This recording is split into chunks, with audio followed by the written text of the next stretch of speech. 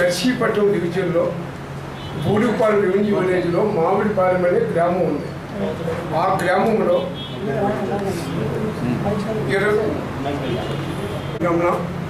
రైతు కూలీ సంక్షేమ సంఘం విశాఖపట్నం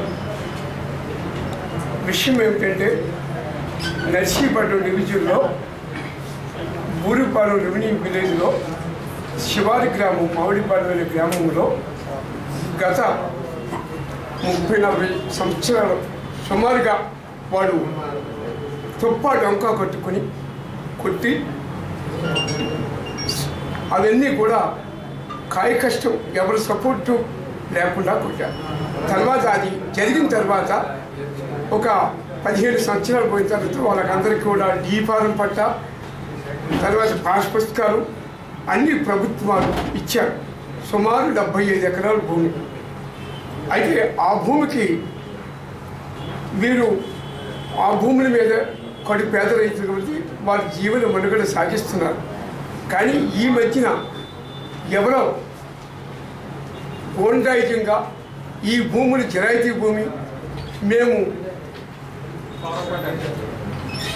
పవర్ పట్టా రాయించుకున్నాము, అంచేత ఈ భూములు మీరు వదలండి, ఈ భూములు మీరు ఏదన్నా మీరు పూర్వం నుంచి ఉంటున్నారు కాబట్టి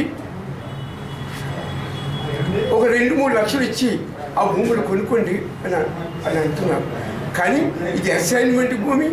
ఒక 25 సంవత్సరాల ముందు ఇచ్చిన భూమికి వాళ్ళు లోన్స్ అన్ని తీసుకుంటూ వాళ్ళు కనిపిస్తే ఈవేళ ఎవరో వచ్చి ఇంకోటి వాళ్ళు ఏదో సర్వే నెంబర్ పెట్టి ఎంఆర్ఓ చేత ఆర్టీఓ చేత సర్వే చేయించి మానసికంగా శారీరకంగా రైతులు ఇబ్బంది కలుగు చేస్తున్నారు వాళ్ళు. కానీ ఈ విషయాన్ని రెవెన్యూ డిపార్ట్మెంట్కి చెప్పినా ఏ దున్నపోతు మీద వర్షపు నీరు పడ్డట్టే వాళ్ళు పట్టుకున్నారు. మా డివిజన్లో ఇటువంటి సమస్యలు చాలా ఉన్నాయి. కానీ ఎక్కువగా ఈ గ్రామాన్ని ఎక్కువ బాధపడుతున్నారు. కావున మేము ఈ విషయాన్ని జిల్లా కలెక్టర్ వారికి, ఆర్టీఓ గారికి అందరికీ తెలియజేశాం. తర్వాత ఎక్కడ స్థానిక తహసీల్దార్.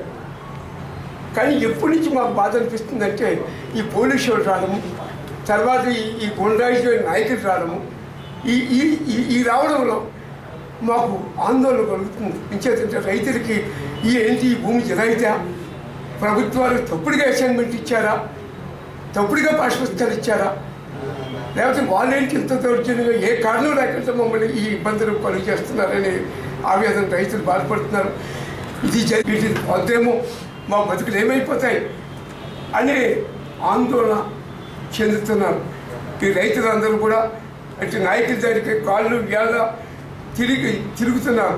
ఎక్కడికంటే ఈ మాకారబలం రోడ్డు పాయింట్కి 20 కిలోమీటర్లు సరి అయిన వాహనాలు కానీ ఉండవు.